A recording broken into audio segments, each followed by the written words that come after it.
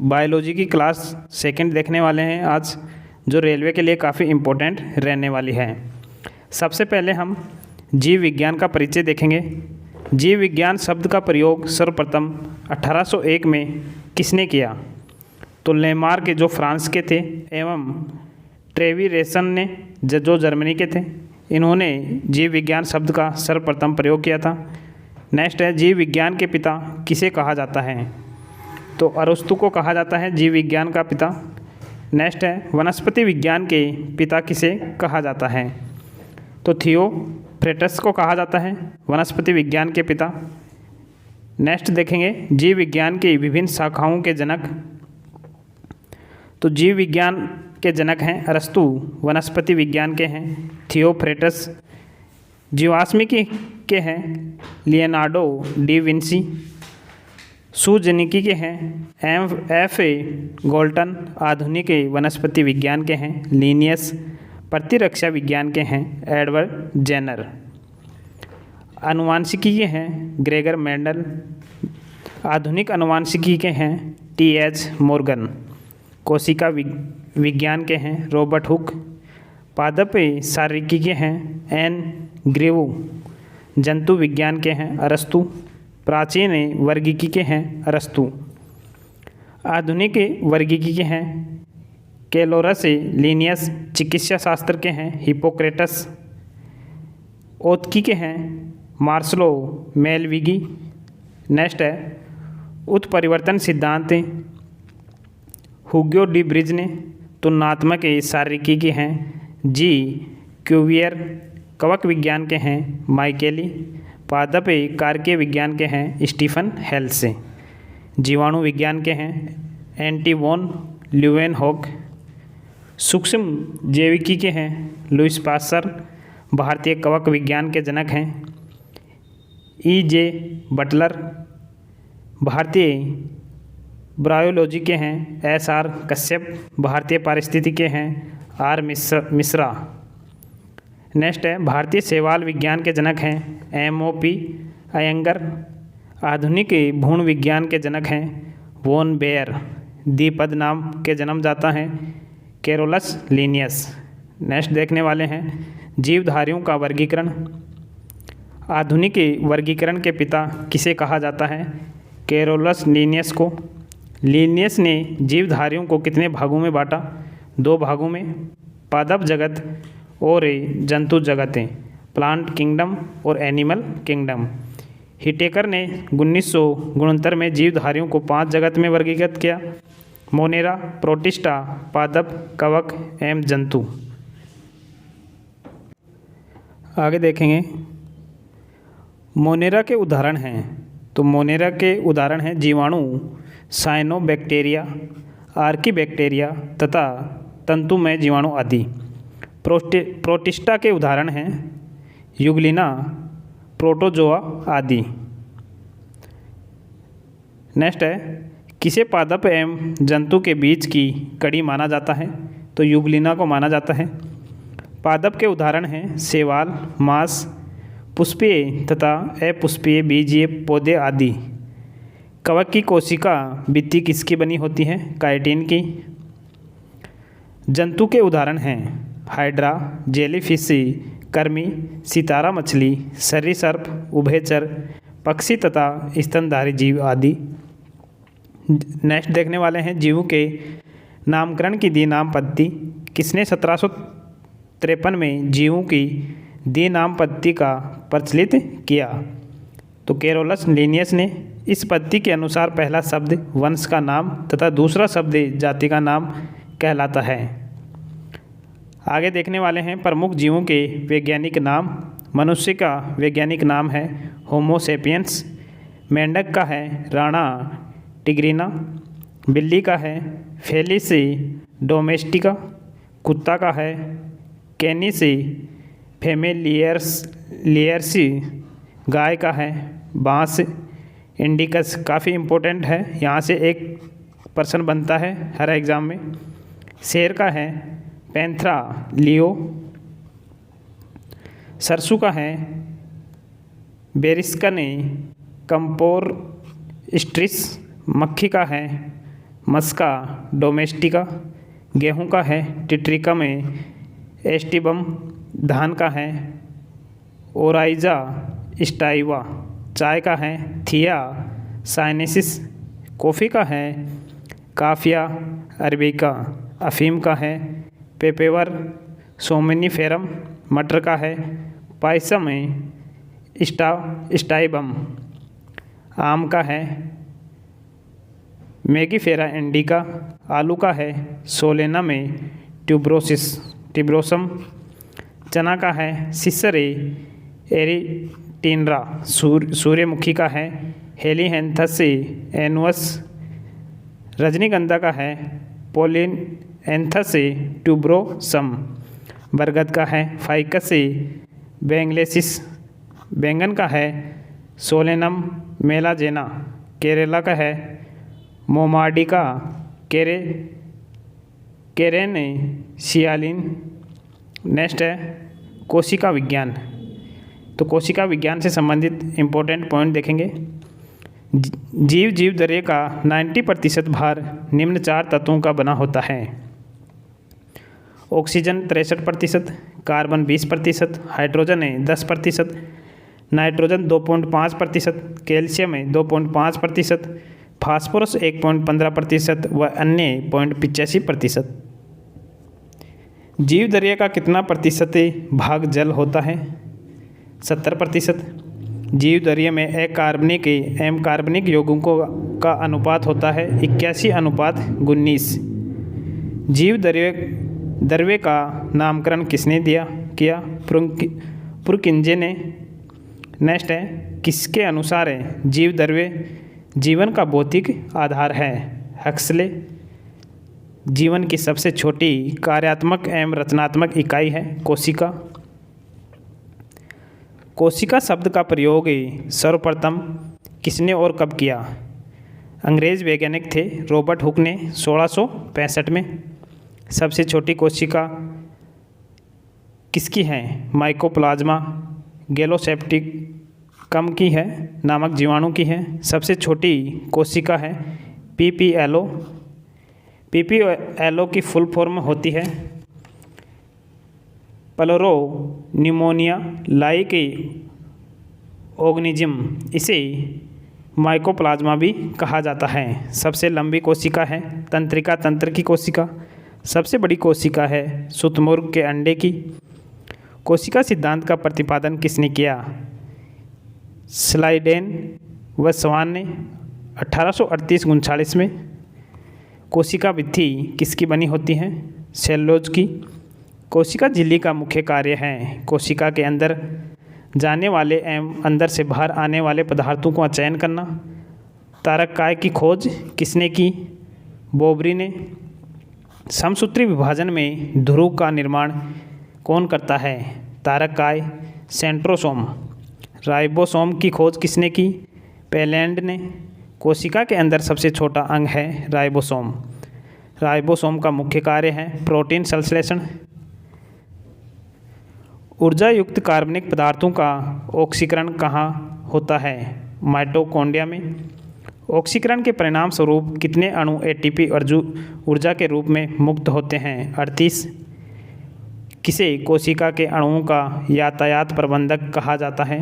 Golgi काय या Golgi body को। गोल्जी काय का मुख्य कार्य क्या है? स्त्रावी।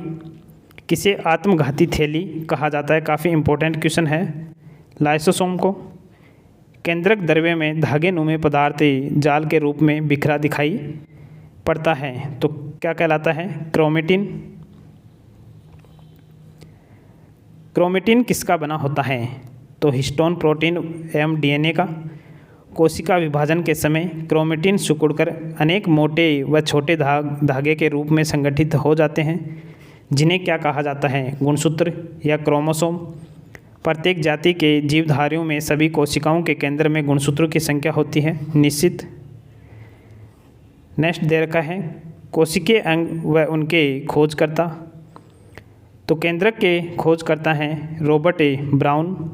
केंद्रिका के हैं फोंटाना। क्लोरोप्लास्ट के हैं सिचम्पर। क्रोमोसोम के हैं हाफ मिक्सचर तारक काय के हैं बोवेरी। अंतःद्रव्य जालिका के हैं पोर्टर। गोल्जी काय के हैं जॉर्ज गोल्जी। नेक्स्ट है लाइसोसोम के हैं CD डुबे। माइक्रोकोंडिया के खोजकर्ता हैं C बेंडा। राइबोसोम के हैं पेलैंड। स्पेरोसोम के हैं पर्नर। जीवद्रव्य के हैं डुजार्डन डीन। क्रोमेटिन के हैं फ्लेमिंग। केंद्रक कला के हैं हर्टविंग। नेक्स्ट है कोशिकांग और उनके उपनाम।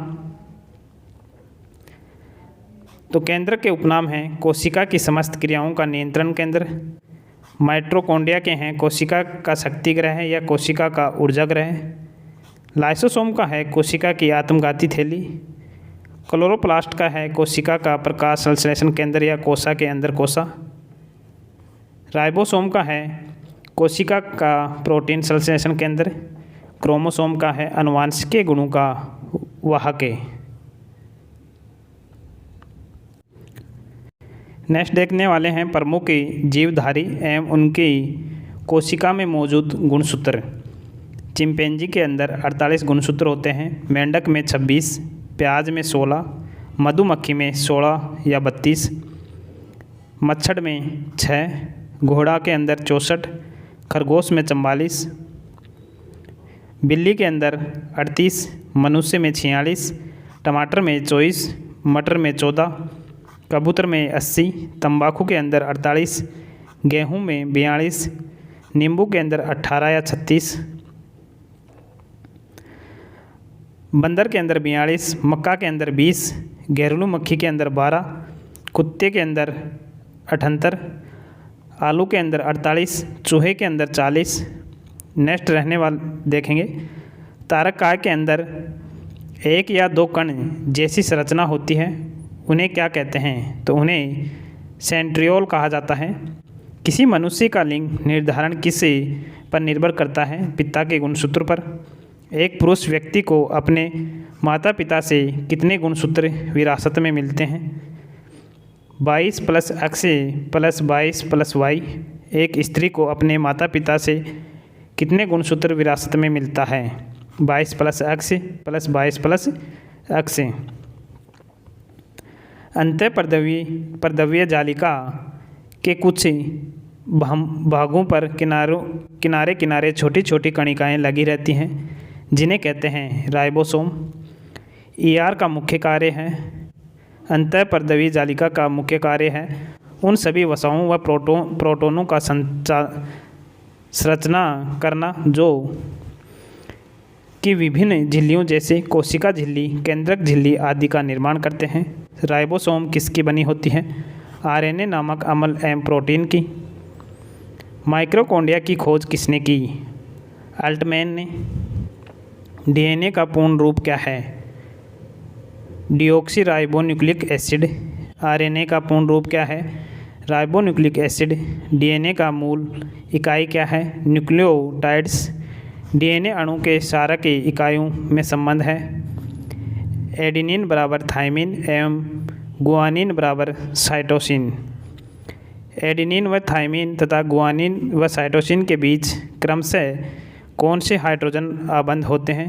तो एडेनिन व थाइमिन के बीच 2 हाइड्रोजन आबंध होते हैं और गुआनिन और साइटोसिन के बीच 3 हाइड्रोजन आबंधन होते हैं। नेक्स्ट है 1953 में किसने DNA की द्विकुंडली संरचना मॉडल प्रतिपादन किया? वाटसन व क्रिक ने। सभी आनुवंशिक क्रियाओं का संचालन करना तथा प्रोटीन संश्लेषण को नियंत्रित करना कार्य है DNA का।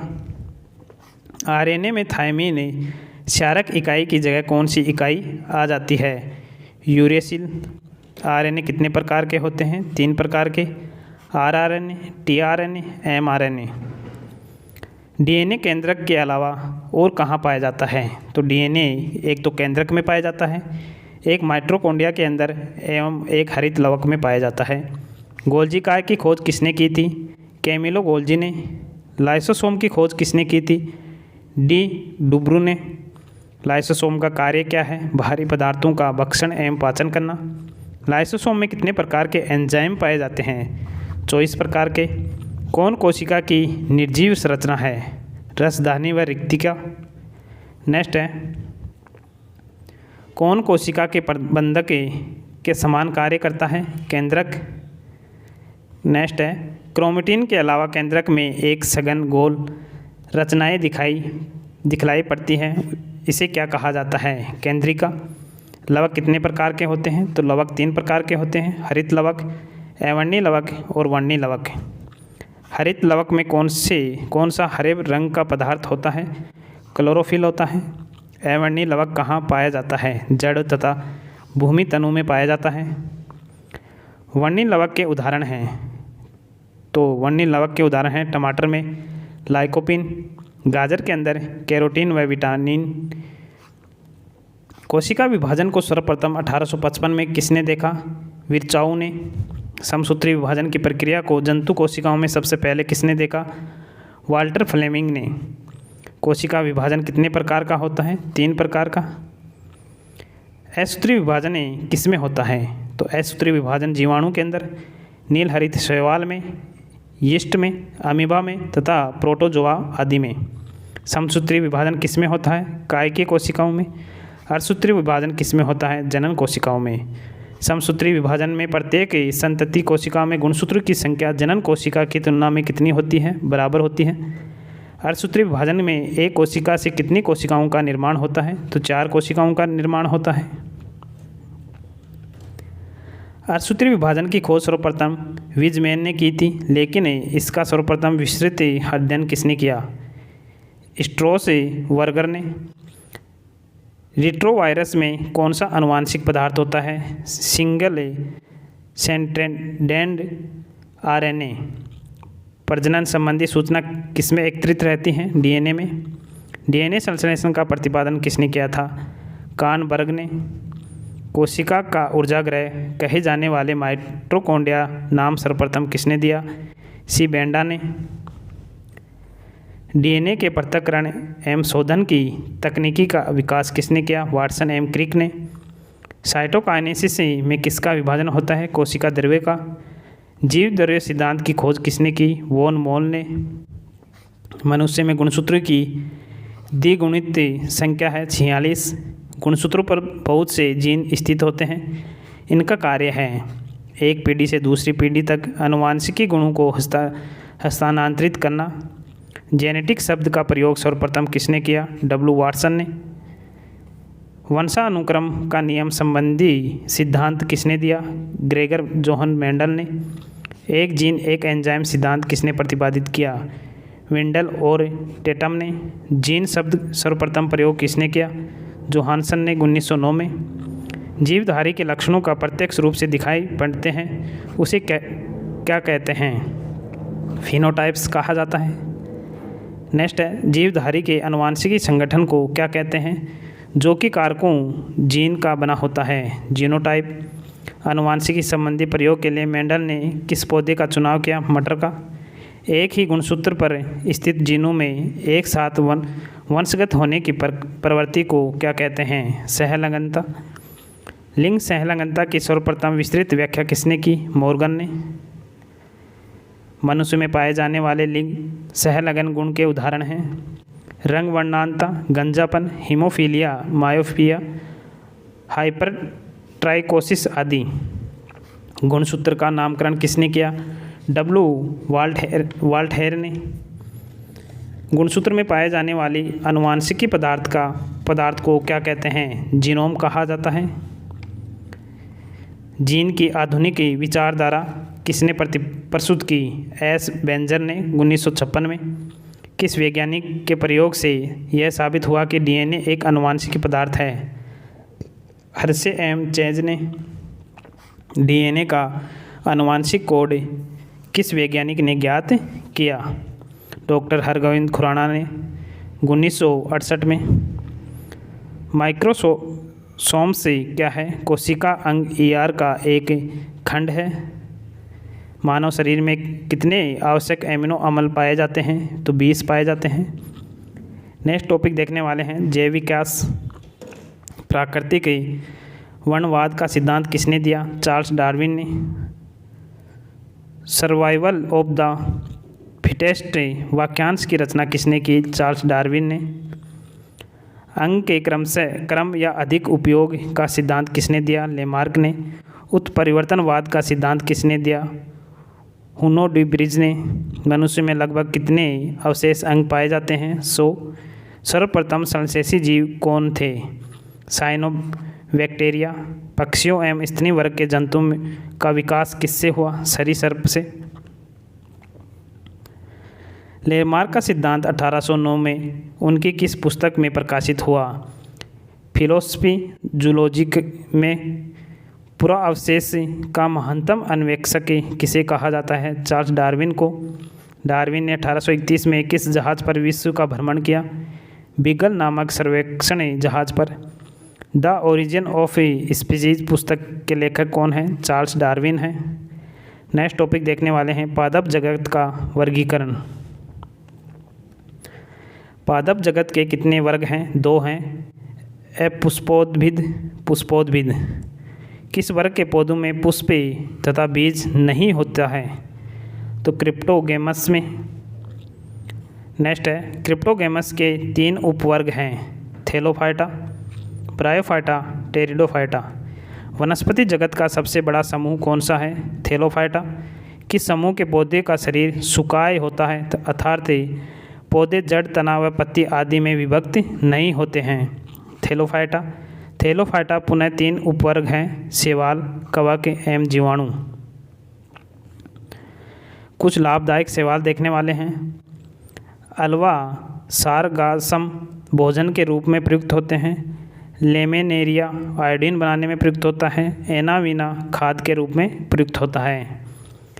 किस शैवाल को अंतरिक्ष यान के केबिन के हौज में उगाकर अंतरिक्ष यात्री को प्रोटीन युक्त भोजन, जल और ऑक्सीजन प्राप्त हो सकते हैं? कोलेरेला। समुद्री शैवाल में कौन से अम्ल पाया जाता है?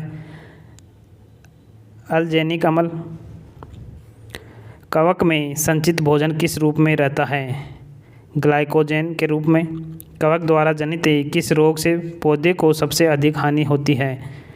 रस्ट रोग एवं स्मट रोग। उदाहरण है सरसों का सफ़ेद रस्ट रोग तथा गेहूं का ढीला रस्ट रोग। जीवाणु की खोज 1683 में किसने की? एंटोनी वॉन ल्यूवेनहोक ने। 1829 में जीवाणु का नामकरण किसने किया? एहेरनबर्ग ने। जीवाणु का पिता किसे कहा जाता है? ल्यूवेनहोक को कहा जाता है। किसने कोलरा तथा तपेदी के जीवाणु की खोज की तथा रोग का जन्म सिद्धांत बताया? रॉबर्ट कोच ने। किस समूह को वनस्पति जगत का एमिफीबिया वर्ग कहा जाता है? ब्रायोफाइटा को। मांस किस वर्ग का पादप है? ब्रायोफाइटा के। स्पेगनम में मांस का प्रयोग किस रूप में होता है? ईंधन तथा एंटीसेप्टिक के रूप में। कौन सा एक जीव चावल की फसल के लिए जैव उर्वरक का कार्य कर सकता है? नील हरित शैवाल। कपास के कीट रोधी पौधे आनुवांशिक इंजीनियरिंग द्वारा एक जीन को निविष्ट कर निर्मित किए गए हैं। ये किससे लिया गया है? जीवाणु से। सहजीविता का सर्वोत्तम उदाहरण है कवक एवं शैवाल से निर्मित लाइकेन। सिरिका उद्योग में कौन सा जीवाणु प्रयुक्त होता है? तो सिरिका उद्योग के अंदर एसिटोबैक्टर एसीईटी। फेनेरोगेमस के 2 उपवर्ग कौन कौन हैं? अनावर्त बीजी या नगन बीज। आवर्त बीजी। वनस्पति जगत का सबसे लंबा पौधा कौन सा है? सिकोआ नगन बीज है। किसे coast redwood of California भी कहते हैं? सिकोआ को। सबसे छोटा अनावर्त बीज पौधा कौन सा है? जेमिया पिग्मिया। किसने तनु में मंड निकालकर खाने वाला साबूदाना बनाया जाता है? साइकस से। तारपीन का तेल प्राप्त होता है चीड़ से। सेड्रस का तेल प्राप्त होता है देवदार से। सेड कास्ट तेल प्राप्त होता है जूनिपेरस से। टैनिन तथा रेजिन किससे प्राप्त होता है? नगन बीजीय पौधों से। टैनिन का प्रयोग होता है चमड़ा एवं स्याही बनाने में। रेजिन का प्रयोग होता है वार्निश, पॉलिश, पेंट आदि बनाने में। किस समूह के पौधों में बीज फल के अंदर होते हैं? आवर्तबीजी समूह में। बीज पत्रों की संख्या के आधार पर पौधों को 2 वर्गों में विभाजित किया गया है, एक बीजपत्री पौधों एवं द्विबीजपत्री पौधों में। पर्यावरण अनुकूलन के आधार पर पौधों का वर्गीकरण देखेंगे। पौधों के प्रकार हैं जलोद्भिद, जल में उगने वाले पौधे, समोद्भिद, सामान्य मृदा में उगने वाले पौधे, मरुद्भिद, मरुस्थलीय क्षेत्रों में उगने वाले पौधे, हेलोफाइट्स, अधिक सांद्रता वाली मृदा में उगने वाले पौधे, हीरोफाइट्स, दलदली भूमि में उगने वाले पौधे, ऑक्जिलोफाइट्स, अम्लीय मृदा में उगने वाले पौधे, सेमोफाइट्स होते हैं बालू में उगने वाले पौधे, लिथोफाइट्स होते हैं चट्टानों पर उगने वाले पौधे, एरिमोफाइट्स होते हैं रेगिस्तान व स्टेपीज में उगने वाले पौधे, स्केलेरोफाइट होते हैं काष्ठीय झाड़ीदार पौधे। तो यहाँ से एक क्वेश्चन बनता है, इन्हें याद रखना। तो आप लोगों को क्लास कैसी लगी कमेंट बॉक्स में कमेंट करके ज़रूर बताना। जल्द ही नए क्लास मिलेंगे, तब तक के लिए जय हिंद, जय भारत, धन्यवाद।